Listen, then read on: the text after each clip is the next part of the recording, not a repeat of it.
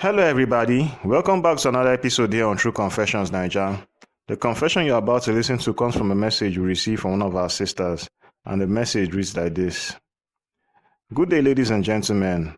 My name is not important. I want to stay anonymous, but what I'm about to confess here is 100% my life. It's a story that still shakes me every time I think about it. I know some of you may judge me, some may even insult me, but I believe that by sharing my story, I might open up someone's eye. Maybe you will think twice before trusting people too much, even family. Let me take you back. I was born and raised in Zimbabwe. Life was not easy, but I was surviving. I had a little child back home who depended on me. And like many people, I dreamt of a better life. So when my cousin's sister told me she was already in Johannesburg, working as a nurse, driving a car, dressing so well, I felt proud of her. To my parents and everyone in the family, she was a role model. They used to say, "Look at your cousin, she's doing so well. She's a good example." If only they knew the truth. When I finally moved from Durban to Johannesburg, I stayed with her and some girls from Zim. I didn't suspect anything at first. She looked like she had it all together, but deep down, there were things I couldn't understand. She had so much money, yet she lived in a crowded flat with other girls. Why not just stay in her own apartment? Why always hiding behind roommates? One day, I discovered the answer. There was one room in the flat that was always locked. I used to wonder what was inside, until one day, I mistakenly walked in. My eyes could not believe it. That room was not just a normal room. It was a studio. Cameras everywhere.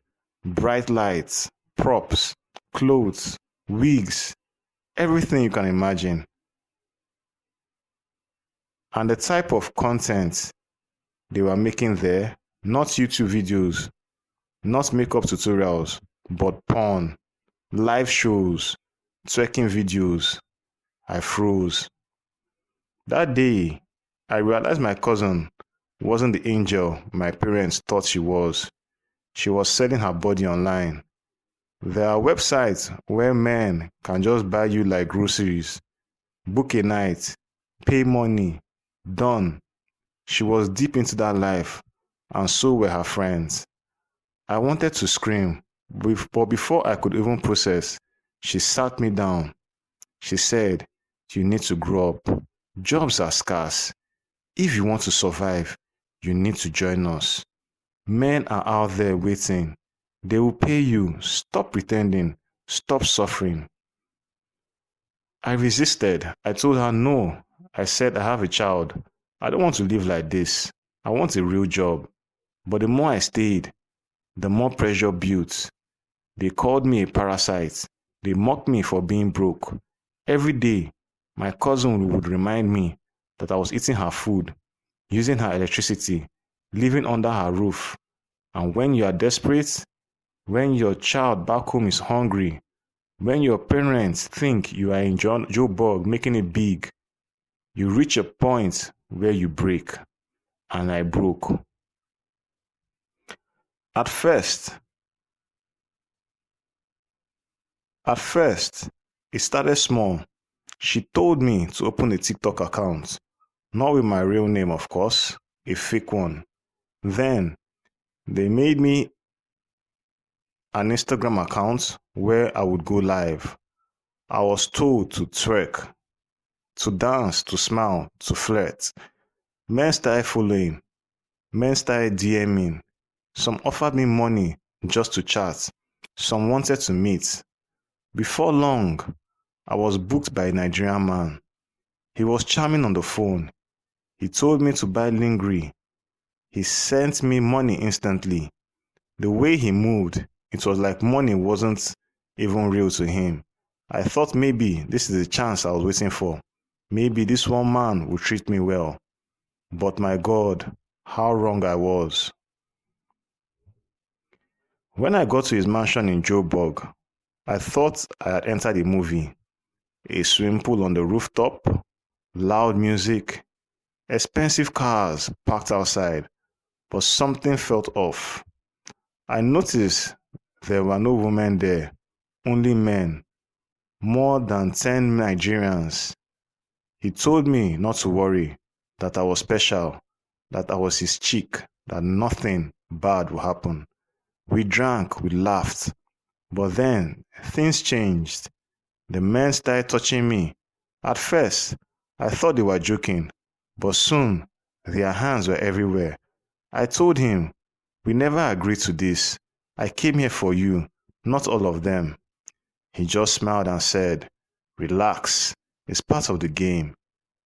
I already spoke with your sister, she knows. That broke me. The sister I trusted, the one my parents worshipped as a role model, had sold me out. I cried, I begged. I told him it was late, that I couldn't go back home alone at night. He just shrugged and said, then you don't have a choice. That night, 10 men slept with me, one after the other.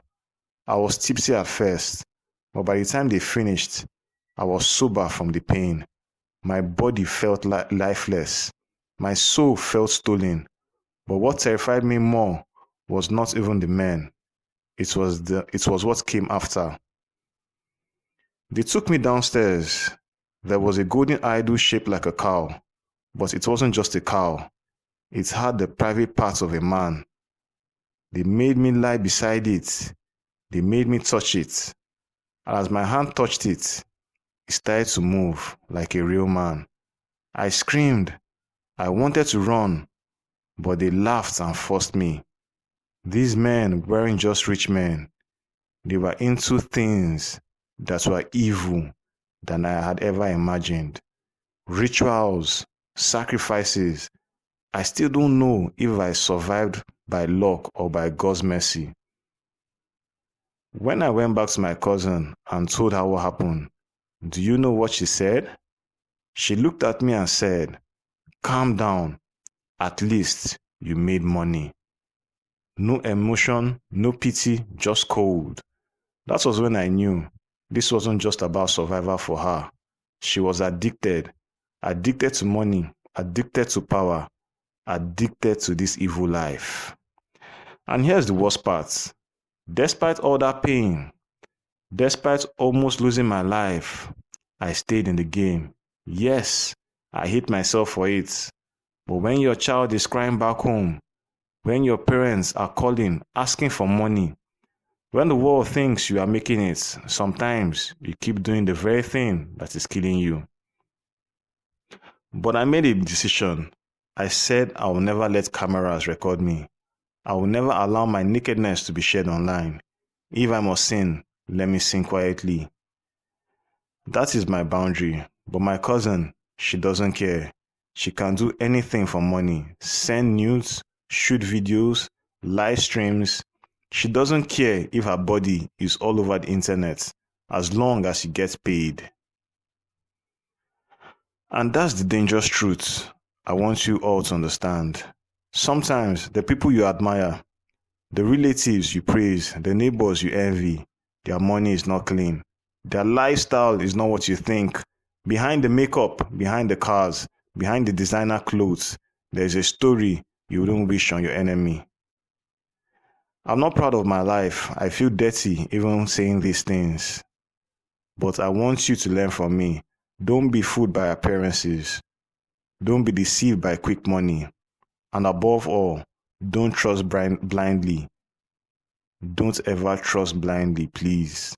Even if it's your family. Because me, I trusted my cousin and she almost led me to my early grave. That is my confession. Thank you for listening. I'll be reading your thoughts and feedback in the comments. Dear listeners, right there was a message that was sent to me by one of our sisters. Let us try to talk to her in the comment section. Things they really happen for this our world. Wow.